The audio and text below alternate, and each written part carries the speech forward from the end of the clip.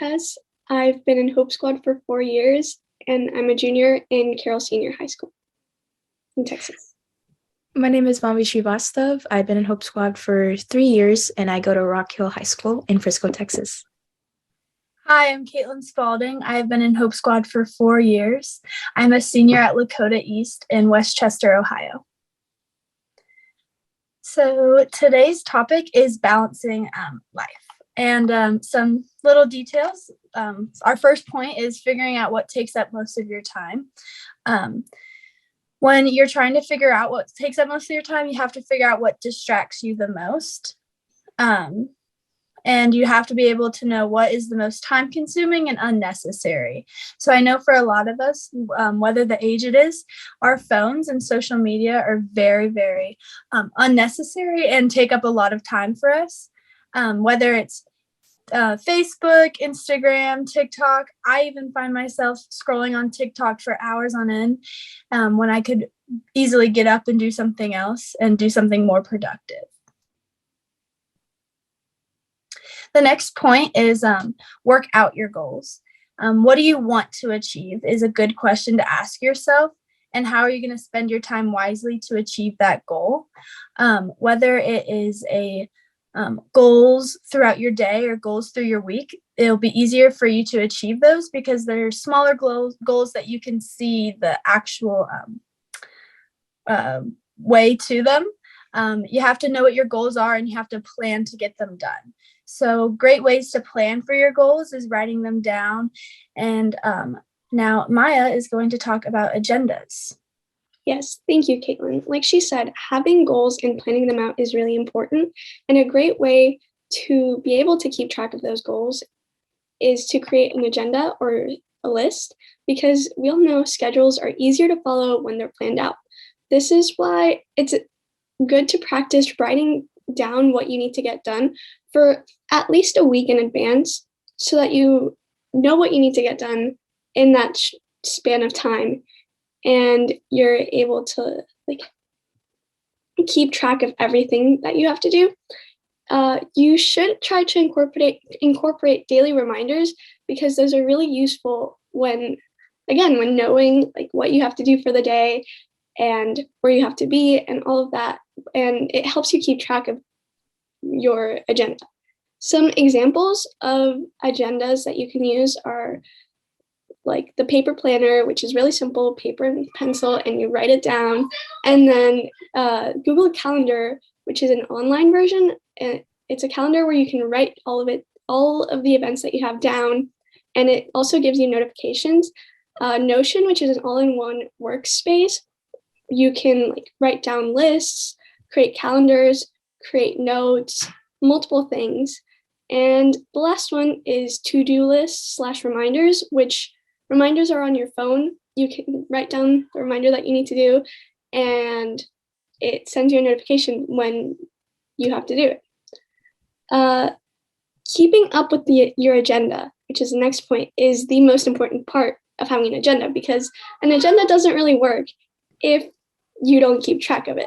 So it's really helpful to have someone keep you accountable and to have your agenda accessible to you at all times, which means that you should have your agenda ready to go so that if you find out if there's an event, you are able to write it down as soon as you find out about it. Utilizing phone reminders, like I said on the last point, is also really helpful with keeping track of your agenda, because if you don't have anyone to keep you accountable, you can use phone reminders to, remind you of the things that you need to get done. Staying motivated is the most important part to keep up with your agenda. The next one is to prioritize what's important. So like Caitlyn said, it's really important to see what is taking up most of your time, and if there's other things that you could be doing instead of the things that are taking up your time that are not as useful. So for example, social media, we're all really familiar with it, and we all probably spend a little too much time on it. I know I do, like TikTok, Instagram, all of that.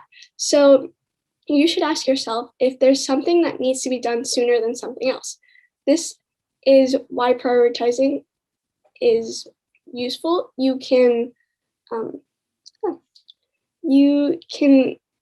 prioritize the things that are important in the short term rather than the long term, so that you can have more time for the things that are due in the long term after you get done with the things in the short term. The prioritizing also helps with spreading out your work throughout the week so that you don't procrastinate. And now I'm passing it off to Manvi, who will talk about the 4 Ds. Thanks, Maya. So the 4 Ds are delete, delegate, do, and differ. So delete is to get rid of unnecessary tasks. Like Maya and Caitlyn said, there are some things we don't really need to do that we sometimes do instead, like social media, watching TV. I'm very guilty of doing this. I would be on TikTok rather than doing my homework, which is a very unhealthy thing to do. The next thing is to delegate. This is more useful in like work environments. Like if you have a project, you don't need to do 75% of it if your group member can do the other 50%. And then complete the shorter tasks before moving on to the longer ones. In this case,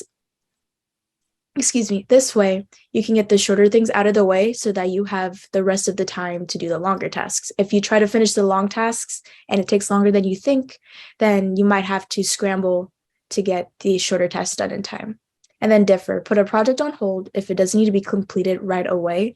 So let's say you have a history assignment due next Friday. You don't need to do that if you have an English project due the next day. It's all about, like Maya said, prioritizing. Next slide.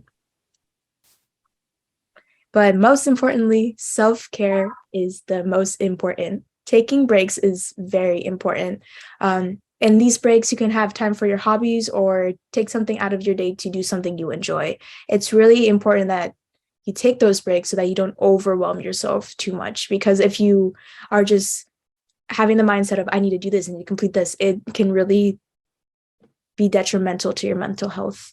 And that's when you need to recognize when you're pushing yourself too much. Because if you push yourself too much, it can lead to a burnout, like another group has mentioned, and you can overexert yourself at too many tasks. It is possible to have too many things on your plate, and that's not really good for you, because that's when your mental health and physical health starts to suffer. And that's a sign when you need to dial it back.